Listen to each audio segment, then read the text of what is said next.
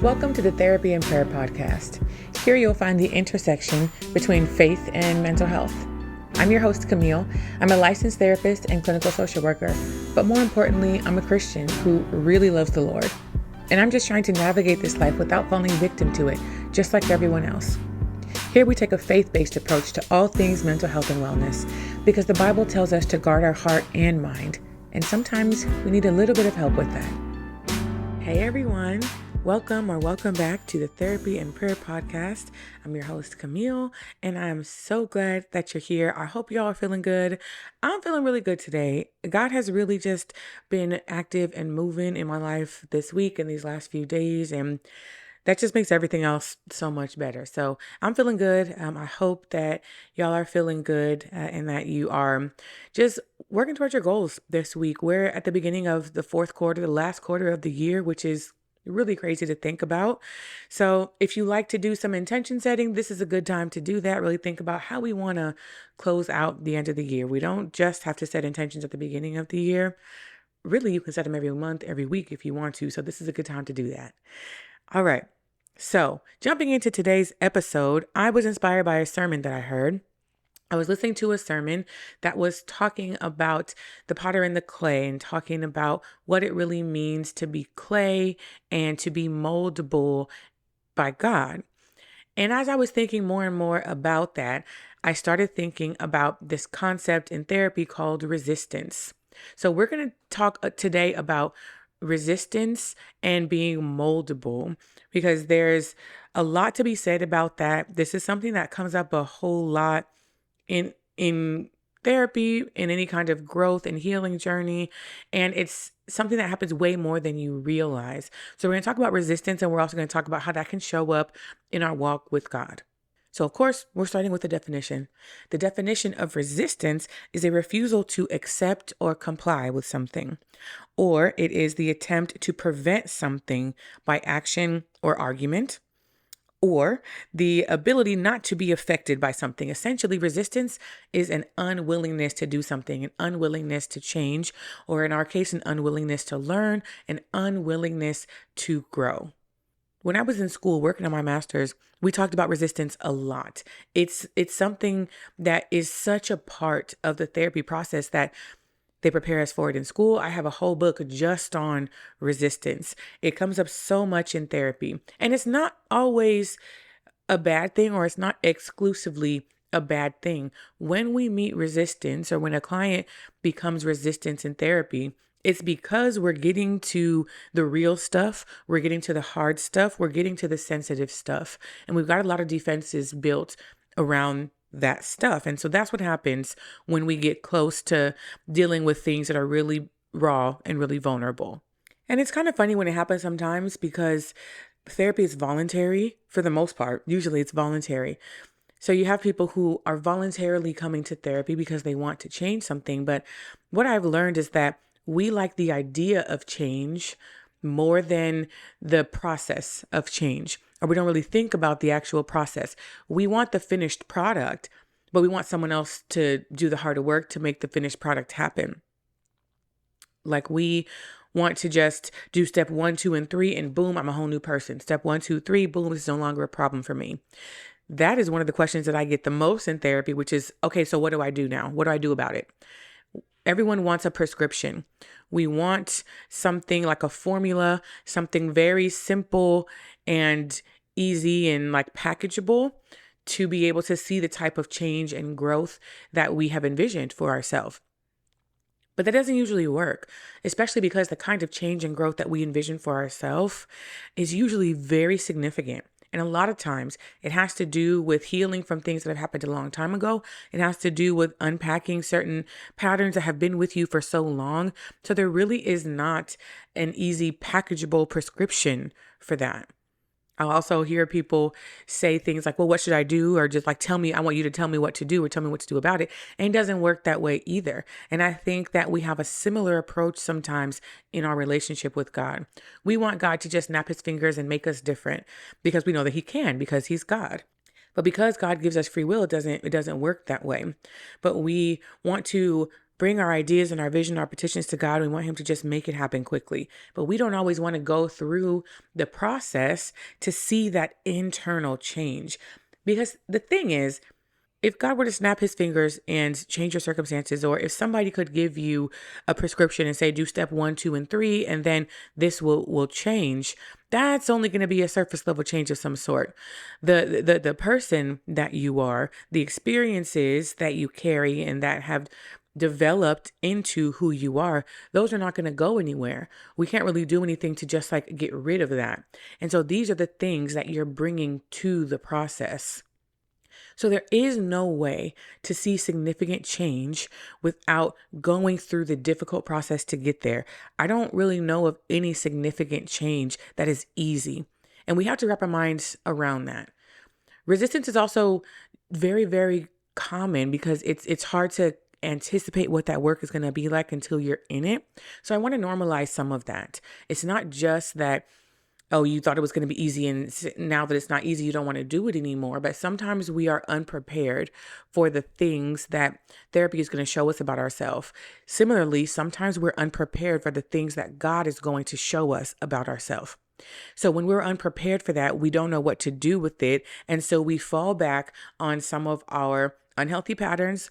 We fall back into our shell. We fall back on some of our defenses because we were not prepared for what we were getting ready to learn about ourselves, or about what it's going to take to grow and evolve into a different version of ourselves. There are actually a lot of different types of resistance. Like I mentioned, I have a whole book on resistance, and it goes into a lot of the different types of resistance. But there are a few kind of general categories of resistance that I want us to talk about today, because I think that these are probably the ones that show up the most in our walk with God. So the first is overt resistance. That's when you're really just kind of being defiant and you're not engaging in a real way. Maybe you're skipping your therapy sessions, or you're canceling at the last minute. Y'all, don't do that to your therapist. Hey, let me talk to you. Don't do that to your therapist, okay? We don't like having to implement these cancellation policies, but we will. So don't cancel last minute on your therapist, or just not show up. Maybe coming late to sessions, maybe like refusing to do the homework that was given, being kind of absent-minded while you're there, just overt resistance. It is obvious that you don't want to participate in this right now. What that might look like spiritually is when we're maybe engaging in our spiritual practices less. Maybe I'm going to church less. Maybe I used to go in person all the time, but now I find that I'm just watching online more than I'm going in person. And when I'm watching online, I'm really distracted and doing other things. Or maybe my Bible study is getting less, or my alone time with God. Maybe I'm spending less time in his word. Maybe I'm not praying as much, and my prayers are just a whole lot quicker and just very surface level. So how are you engaging with the process of being with God? How are you engaging with God in general, right? So that's overt resistance. Now, the other form is covert resistance, which is a little bit more subtle and a bit more internal. So in therapy, you might still be coming and showing up, but maybe you're just kind of saying yes to whatever the therapist is saying. Maybe you're not like really connected internally to what we're doing or talking about. Maybe you've lost some motivation. You're just kind of going through the motions a little bit, or like doing kind of the bare minimum. What that might look like in our walk with God is very similar. Maybe you're just checking off the boxes, right? All right, I'm supposed to go to church, went to church, supposed to pray here, I prayed. Supposed to be involved in ministry, so I'm going to this church meeting, but you're not really connected to what it is that you're doing. Or maybe you're dissociating, like I'm here and I'm hearing the sermon, but I'm not actually listening to it, and it's not actually convicting me, or I'm really not connected to what's being said. So you start to detach internally, even though externally you're still participating in the acts or in the behaviors that are expected as you're on this process. Next, we have realistic resistance, which is when you are opposed to things that you don't understand. So there are a lot of concepts in therapy that may be brand new to you. And sometimes the things that we're doing or talking about might seem a bit abstract or kind of out there. or it takes a lot of explaining sometimes to understand it. And so if you are met with something that you don't understand or weren't expecting to hear, you can go about it a few different ways. You can get really curious about it and try to learn more. Or if it sounds like something that you don't think you would like, then you might just flat out reject it. And so there have been times in therapy where things have come up and people are like, no, I don't want to talk about, I don't want to talk about that. Just like that blunt. And that happens a lot when we're starting to unpack some trauma. No, I don't want to talk about that.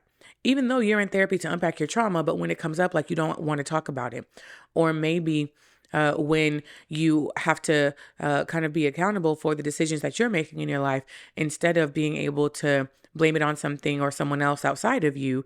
And we have a hard time with that, or we like kind of reject that concept because it goes against everything that we know, and it goes against the way that we have perceived ourselves in our life for so long. So sometimes when we get new information that kind of disrupts our worldview, it can be hard to accept that, and we might want to reject it. So that's another type of resistance. Now, similarly with God, I think we have this like a la carte mentality. We pick and choose the parts of God or the parts of Christianity that are easy to understand and that feel good to us and that are going to align with our current way of thinking. We maybe want to avoid the parts of Christianity that are going to challenge our way of thinking, or that are going to cause us to maybe raise the standard that we have for ourselves or other people in our life. So we might just flat out reject certain concepts because we don't like them, we don't understand them, or they make us uncomfortable. So in therapy, we call that realistic resistance. And then the last category is called character resistance. And that's when you develop a defense or an armor as a response to things that are coming up in therapy. Maybe if we're talking about your family or about your parents, and you feel very defensive because we're talking about your parents, and it's bringing up some guilt and shame for you. So now you're more defensive than you were initially. So you develop more defenses as a result of what it is that we're walking through. In our relationship with God, I think that can look like becoming doubtful or mistrusting of God when He's walking you through things that maybe we don't like, or when He's walking us through things that feel uncertain or feel unstable. I think we can develop an armor against God sometimes. We don't always feel like He's on our side. We don't always feel like He's working with us. And sometimes we can feel like He's working against us. And so in those moments where it feels like maybe God is working against you, you might develop a defense or a barrier against God, because of what it is that He's walking you through, what it is that He's revealing or trying to show you about yourself. I know we talk a lot about our walk with God and the intimacy that we really seek with Him. And so I want to encourage you all that if you are having a hard time feeling very connected with God, that maybe another question to ask yourself is there some resistance that is forming here in my relationship with Him? Are there some things that God is showing me about myself or about people around me? Are there some things that God is walking me through that I am resistant to because they make me uncomfortable, or because they're confusing to me, or because I just don't want to do it? Like, is there some resistance in your walk with God? Resistance is something that happens consciously and unconsciously. So we're not always aware of the resistance in our work, in our walk, in our growth. We're not always aware of it, especially the more subtle forms, right? So that covert resistance that we talked about, when you're just feeling detached kind of emotionally from what's happening, that's not really something that is a decision that you're making. That's something that happens internally kind of automatically as a result of what you're interacting with externally. So we're not always aware of what's happening or the resistance that we have. And I think it's important to say that as well, so that you can give yourself some grace. We're really hard on ourselves sometimes on this walk, myself included. I can be really hard on myself too. But in cases like this, where we're not even really aware of how we might be reacting to something that God is doing in us, give yourself some grace there. And if you can honestly assess and say, well, actually, maybe I am a bit resistant here, Don't take that as an opportunity to punish yourself, but take that as an opportunity to give yourself some grace and just get really curious about why you're resistant to that thing. Remember that if we're experiencing resistance, it's because we're getting close to something important. So you're not as far away from that breakthrough as you might feel. Now, the key to working through resistance in therapy is a trusting relationship with your therapist.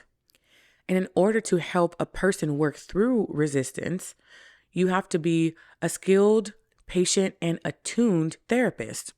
So I want to talk about that therapy relationship for a minute, because I think sometimes it can mirror the kind of relationship that we have with God, similar to how our relationship with God mirrors our relationship with our parents. But we know that God is the Almighty Counselor, right? And so it's going to mirror sometimes a relationship with an actual counselor or therapist. One of the very first things that we learn when we're in school for any type of counseling or therapy profession is that you cannot do any meaningful work without developing a trusting relationship with the person that's coming to you for help. If I'm just meeting you today, I can't jump in immediately and tell you what you need to do differently and tell you what's going to be helpful for you and what's not going to be helpful for you, because I don't know you. I'm not familiar enough with your story or with who you are to be able to effectively help you. Now, the good thing is that God is familiar with your story, right? God is familiar and he knows all the intricate things and all the intricate parts of you. But if you are not familiar enough with God, then it's going to be hard for you to feel like you can trust him. So this is why we talk so much about getting to know God and really doing the work to develop a trusting enough relationship with him so that you can trust him when he shows you something about yourself, or so that you can trust him when he is teaching you a new concept, or when he is helping you learn how to have healthier relationships with other people. You want to be able to trust him with that. If you have a therapist that you do not trust, you're not going to make much progress. You're going to come to therapy and you're not going to be honest, or you're not going to really share the things that probably need to be shared the most. You're going to feel like you're fighting against your therapist rather than working with them. And we can feel that way in our relationship with God sometimes. One of the qualities of a really good therapist or counselor that I don't know is talked about enough is patience. There have been some colleagues and other therapists that I've known that have gotten frustrated with a client because they're being so resistant, and they're like, well, they're just not ready. And so I'm going to discharge them, or I'm going to refer them to somebody else. So they're just not ready, or maybe I'm not the right person. And sometimes I can understand that, but most of the time I'm disappointed when I hear that, because I understand how difficult it is for someone to come to therapy in the first place. I understand how difficult it is for someone to lay their deepest and most vulnerable parts in front of a virtual stranger, someone that they really don't know. And so if someone does not feel comfortable enough in therapy to share, there's a lot of responsibility on the therapist, because that says that you have not created a safe and trusting enough environment for this person to feel comfortable enough being open with you. Now, think about your relationship with God. Do you find safety there? Does it feel safe and comfortable enough to be open with him and to share the vulnerable parts with him? Do you trust that he's going to know what to do with them? In my own experience in going to therapy, there have been some times where I've had a therapist that maybe didn't take the time to get to know me. And so I didn't maybe share as much as I wanted to share or felt like was necessary to share. Or if they were misunderstanding certain things that I was saying, or if they weren't really asking for clarification, then I know, well, I'm not going to share more beyond that, because the way that you're handling what I'm giving you is not even really effective or in tune with what I need right now. But God is the wonderful counselor. He is the most skilled therapist that there is. The things that we have to go to school to learn and still struggle to implement are things that come so naturally to God, because they're just a part of who he is. Or they're just a part of his person. So it really takes a very patient and intuitive therapist to be able to work through some of the resistance that we see in our clients. Now, some of the other forms of resistance that I didn't talk about have to do with the way that the client feels about the therapist. There's a lot to be said there because a therapist is still a human being. This is still another person, right? And it's a relationship with the person. And so there are some dynamics there that we may need to try to see if we can work through sometimes. The beautiful thing is we don't have to worry about that with God.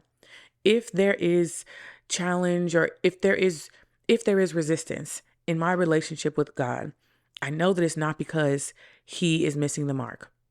If there's resistance in my relationship with him, it's because of my response to what it is that he is trying to do in me, with me, and through me. When resistance does show up, we can't ignore it. We have to address it. We have to work through it.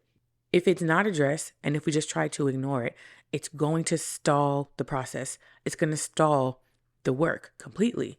And I think that similarly, in our relationship with God, if we're not willing to work through the resistance with him, then we're not going to be able to grow or progress. I think it's going to keep us stuck. It's going to keep us stagnant. And even sometimes even worse than that, it's going to make us regress in our behavior. It's going to make us go backwards. Because what we'll find when we go backwards are all the things in our comfort zone, all of our maladaptive coping, all of our defense mechanisms, all of our healthy patterns and behaviors, all of our toxic coping. That's what we're going to find if we go backwards. We're going to go backwards sometimes to spiritual and emotional immaturity instead of moving forward into a more evolved and spiritually mature version of ourselves. Now, the Bible talks about God being the potter and us being the clay. Now let me get into my artistic bag here. I'm a crafter, and so I've done some work with clay. Okay, not to toot my own horn. I've done some work with clay. Done some work on the wheel. But the reason that metaphor is so powerful is because of the process that it takes to make something out of clay. The potter is intimately aware of all of the properties that exist within this clay.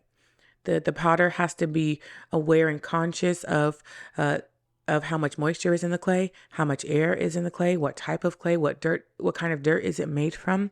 The potter is so aware, and it's very intricate, the relationship that the potter has with that clay. Now, that being said, when the potter starts to work with the clay, they're going to be able to feel if something is not right with the clay. They're going to be able to feel if there are some speckles of something in there that don't need to be in there, that are not mixing well with the clay. They're going to be able to feel if there are some air pockets that need to be kneaded out of that. When they're working on the wheel, if you don't set it right on the wheel, then it's going to get all wonky and all wobbly. Like, they're going to feel all of that, right? And they are responsible for making sure that the piece comes out the way that it's supposed to. And so clay is actually very, very resilient, right? As like a mineral element. Like, it's pretty resilient.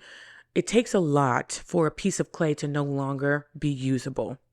That doesn't mean that piece of clay is going to automatically, the first time, turn into what it's supposed to turn into. That just means that there are so many opportunities to start again from scratch with that same piece of clay. When I was taking a pottery class, I really saw that firsthand. Because I would start to make my little bowl or vase or whatever, but something would get off. And so then you have to start from scratch again with that same piece of clay. So I'm having to smash it down or take it off of the wheel and rework it and put it back on the wheel and start again over and over and over again. I might just use the same piece of clay for the entire class, right? And at the end of that class, I still might not have anything valuable, but I'll come back again the next time and see what I can do with that piece of clay. That is how God is with us.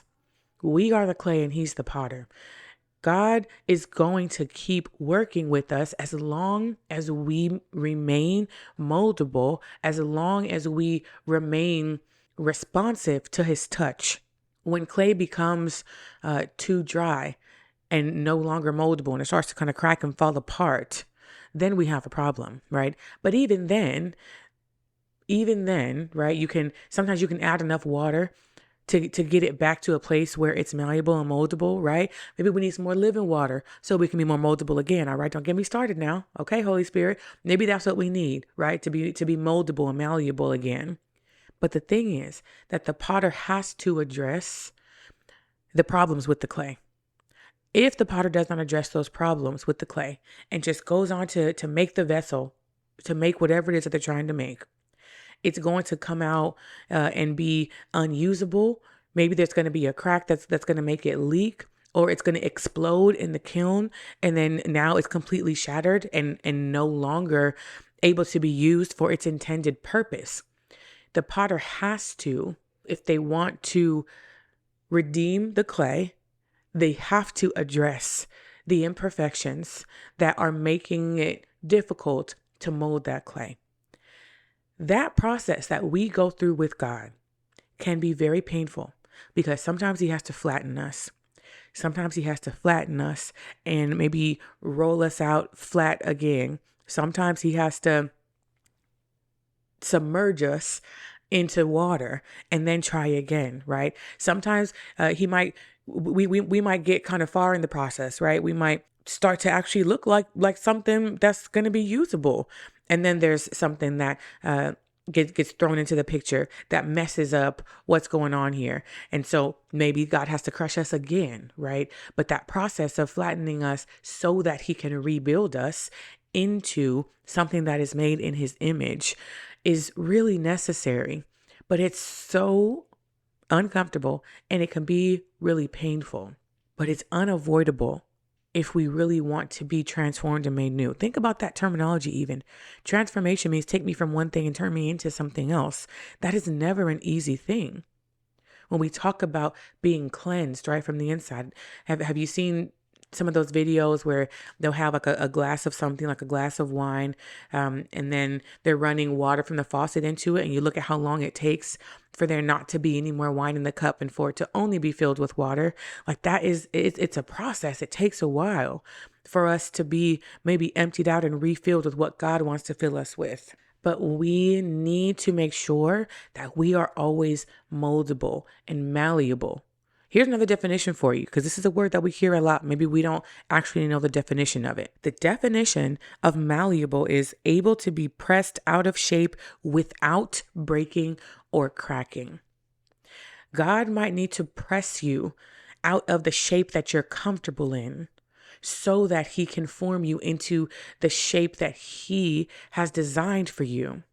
And we need to be able to go through that process without completely breaking or cracking.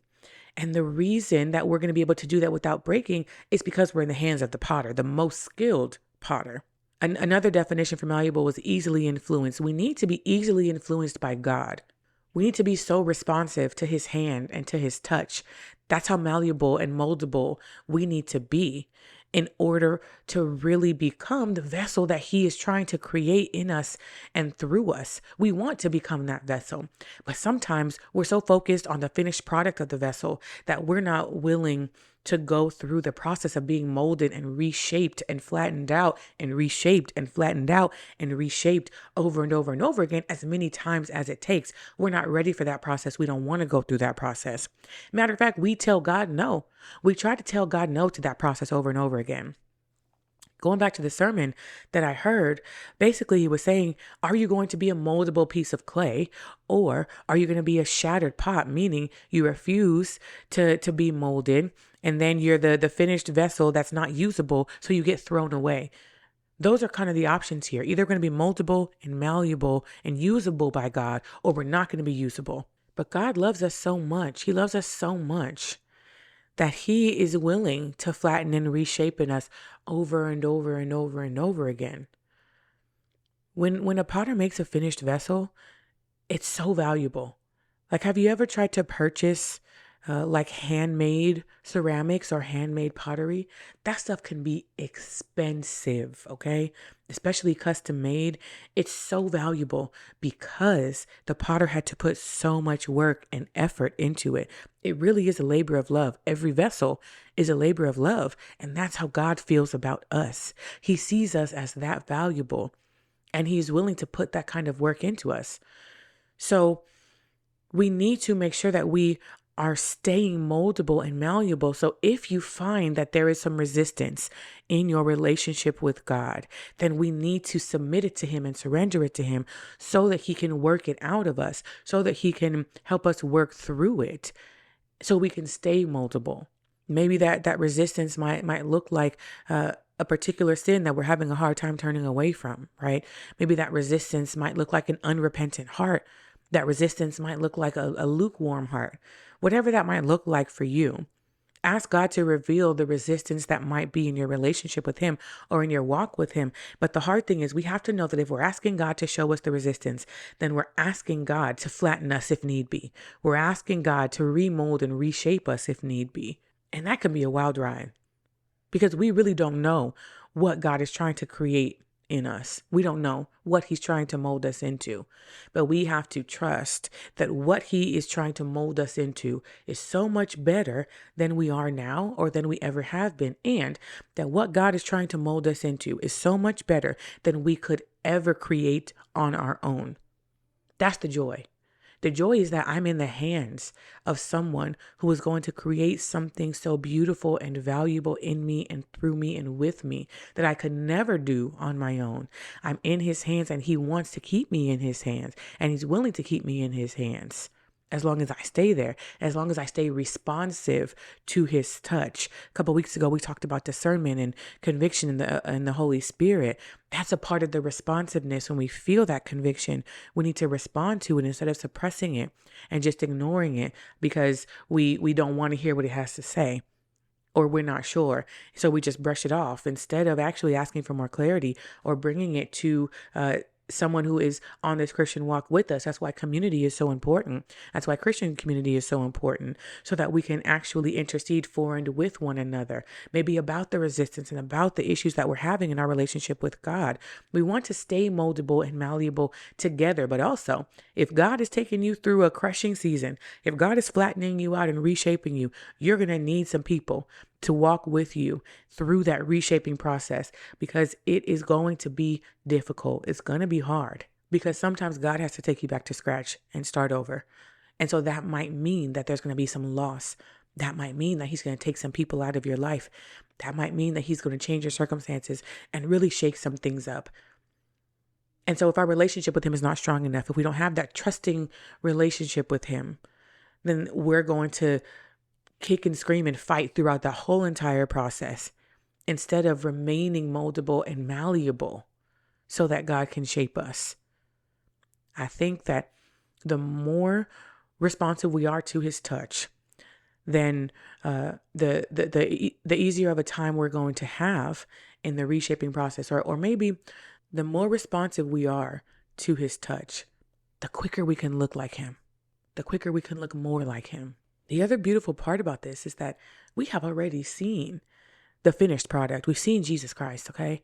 That is the finished product. Jesus was God's most precious creation, and He is wanting to mold us in that same image. So we've seen what He can do. We've seen His work. His work speaks for itself. So we can trust that He is skilled enough to create something beautiful in us, with us, and through us. Okay, let's move on to our scripture of the day. Let's see what the Word has to say about some of this. Today's scripture is coming from Isaiah chapter 49, verse 9, which says, "What sorrow awaits those who argue with their Creator? Does a clay pot argue with its maker? Does the clay dispute the one who shapes it, saying, 'Stop, you're doing it wrong'? Does the pot exclaim, 'How clumsy can you be?'" This verse is really just driving home the fact that God is the creator. He is the one who has the final say over what's happening. He's the one who has complete control over our lives. We are His creation. Think about it. Now, like I said, I'm a crafter, right? So I've done a lot of different crafts. And there have been times where I've had to start over because it's not going right. And I'm just trying to imagine if my craft said to me, "No, don't start over. What are you doing?" Excuse me? Do you know how quickly I would throw that thing away? First of all, okay?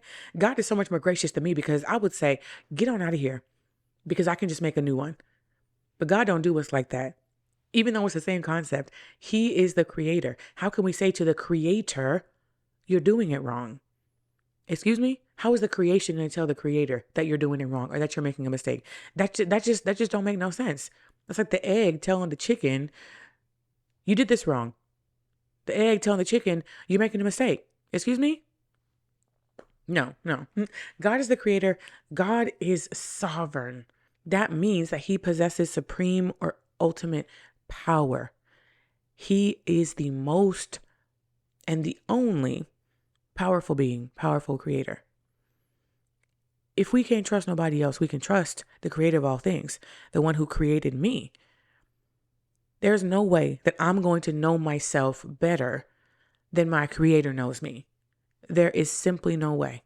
And if we can really find a way to make that real in our walk with him, I think it will be easier to trust what he's doing.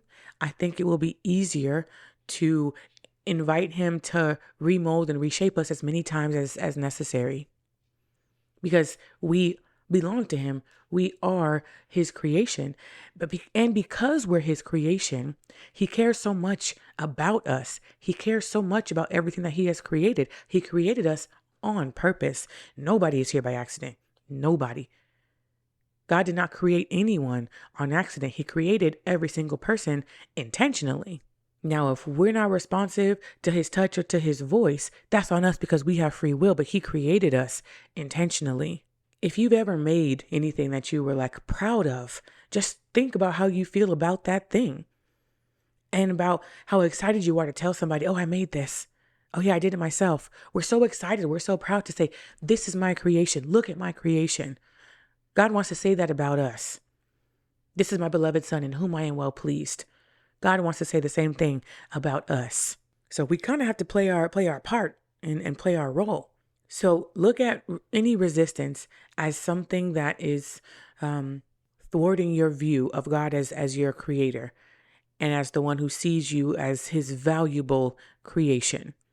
If you're having a hard time really grasping that or sitting in that, there might be some resistance in your walk with God.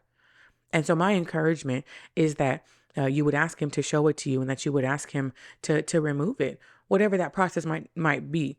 Now, you got to be ready for that prayer because that process, like we talked about, might be a roller coaster, but you have to know that on the other side of it, God is going to reshape you into this beautiful, beautiful vessel that only he can create.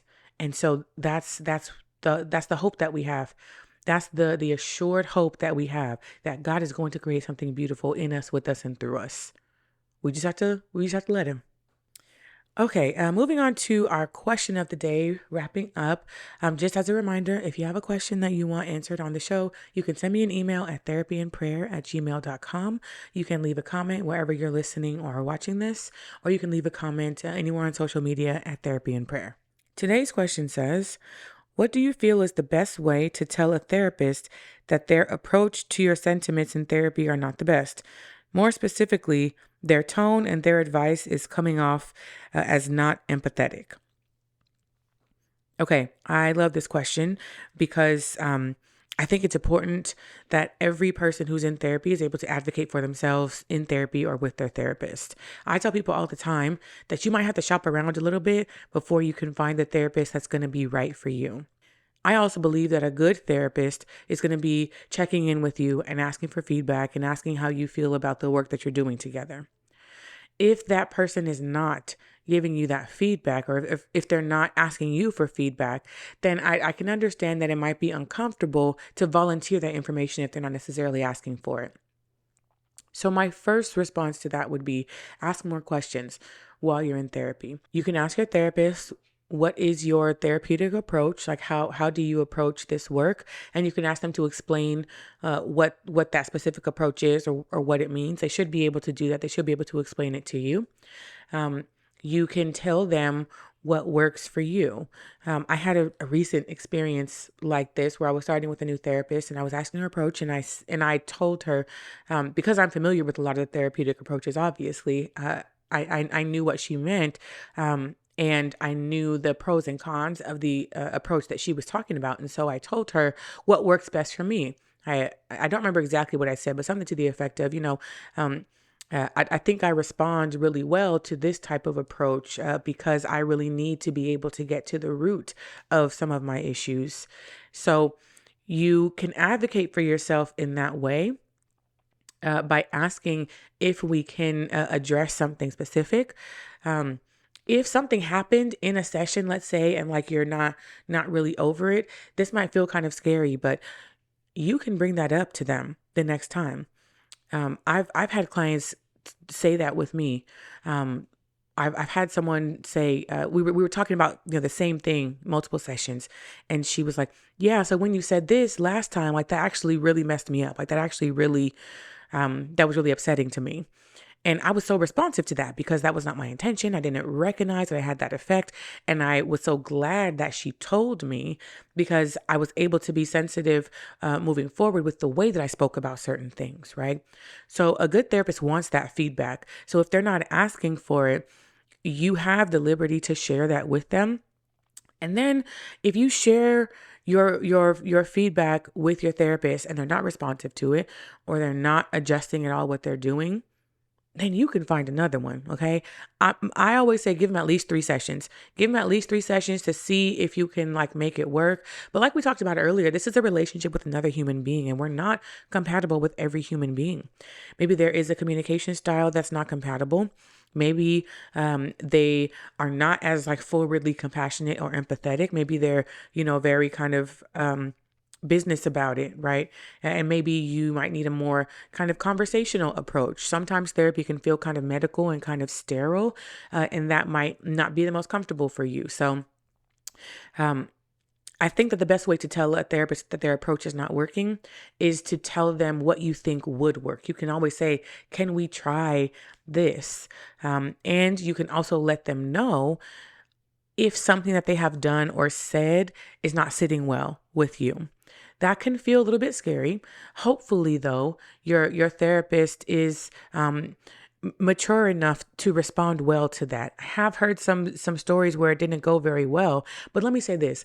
If you give some feedback to your therapist and they don't take it well and they get upset and defensive, then that's your answer right there. And I would encourage you at that point to find another therapist, point blank, period. You don't need to be sitting there fighting with your therapist like that back and forth, okay? If they're becoming defensive and they're telling you all of what you're doing wrong, then that's not it. I don't think that's the right person for you. And I have heard some stories like that. I'm an advocate. My training is in social work, right? So I'm an advocate. I work on behalf of other people, right? And part of that is also encouraging you to be an advocate for yourself, especially if you're paying out of pocket, okay? If you're paying out of pocket for therapy and you're not getting what you need, absolutely not, okay? You work hard for your money just like everybody else, and it needs to be working for you. And if it's not working for you, then you need to go somewhere where it's going to work for you. This is a very sensitive and vulnerable and precious space therapy is, and the therapy relationship should be as well. But just like in any relationship, sometimes we have to work through some things together, and sometimes there might be some resistance because of your therapist and the relationship that you have with them. But again, if you have a good therapist, then they will want to work through it with you. So if you have some specific feedback, find a way to give it to them. Ask them some questions about their approach. Let them know what you think would work well with you or what you're hoping to be able to accomplish in therapy. And then if there was something that was said or done that had a negative impact on you, then find the courage to bring it up to them. And you can just say, I kind of want to talk about something that happened the last time that we met. And just say it as clearly and as directly as you possibly can. This is your therapy. This is your service. It has to work for you before it can work for anybody else. Okay? All right. I hope that was helpful. I hope that this gave y'all some things to think about. Go back to your journal and do some reflections. Let me know what we are walking away with. Thank y'all so much for spending this time with me. As always, I love you so much, and I'll talk to you soon. Thanks for listening to this episode of Therapy and Prayer.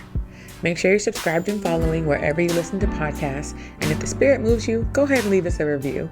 If you want to submit a question to be answered on this show, send us an email at therapyandprayer@gmail.com. And make sure you're following us on TikTok at Therapy and Prayer. Thanks again for listening. I'll talk to you soon.